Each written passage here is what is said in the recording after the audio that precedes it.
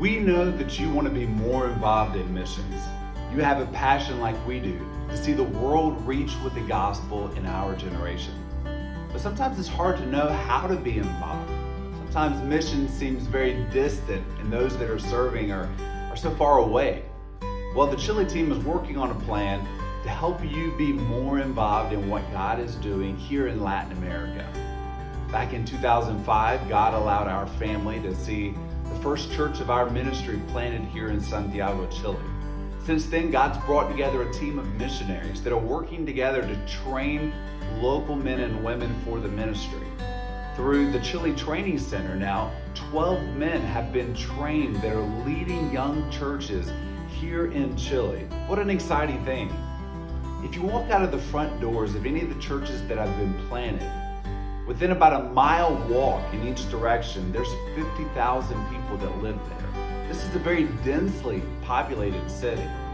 That means because of your prayers and your investment, now over 600,000 people have access to a Bible preaching church. Praise the Lord. But imagine toward the future. Currently, there's about 60 young men and young women that are preparing for ministry at the Chile Training Center. Imagine the churches that will be planted over the next few years and how millions of people, God willing, will have access to a Bible preaching church that's within walking distance of their home. That's what we're praying and asking God to do here in Chile. He's brought together a team. He's raising up local men and women who are giving their lives to serve Him. And you know what? We need you to be a part of the Chile team. We need you to pray. We need you to get in the trenches with us and fight along our side this battle to reach the world with the gospel in our generation.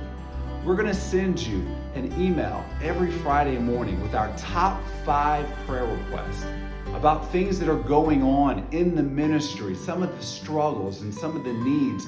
We're going to ask you to stand along our side and to pray. We need prayer.